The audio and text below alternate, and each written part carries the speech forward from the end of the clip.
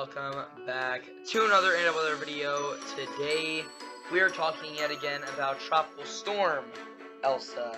Yes, this has been downgraded to a tropical storm, which is a big deal and has influenced the intensity guidance greatly. So if you like this video, make sure to like, comment, subscribe, and hit the bell.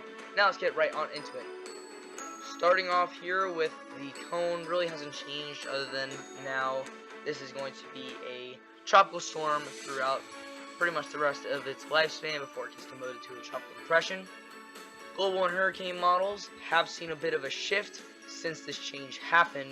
We are now seeing more of a trend that this is going to ride the coast a little bit more according to the global hurricane models.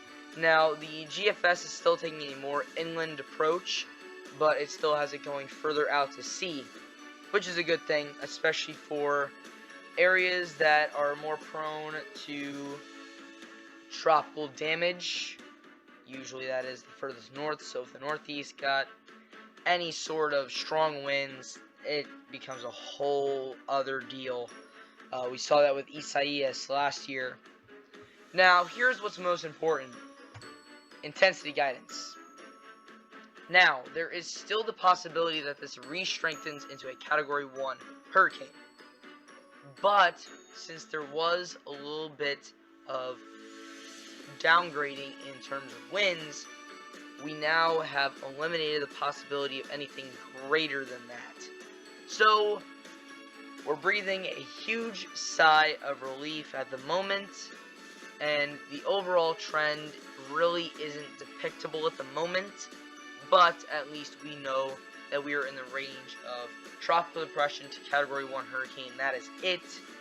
And those three different types of tropical system, depression, storm, and Category 1 hurricane, are a lot more manageable than Category 2, Category 3, even Category 4 hurricane. So, with all this, just basically, if this is going to form into a Category 1 yet again, it's going to do so in the next 36 hours.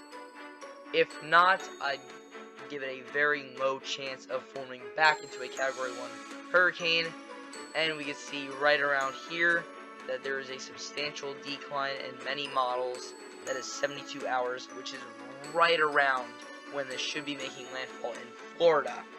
So, again, if this is going to intensify back into a Category 1, it'll be a brief stint within the next 36 to probably 60 hours from the time that I'm filming this, so probably 24 to 48 hours by the time this is released. So, let's go to our hurricane model, the HWRF, and take a look. So, at the moment, we have 998 millibars, which is weaker than it was. But the HWRF still has this becoming pretty strong into the 970s before making landfall in southern Cuba. Then it tries to re-strengthen. Now it's kind of riding straight up Cuba, which is kind of what happened with Irma a few years ago. And that took off a little bit of wind speed.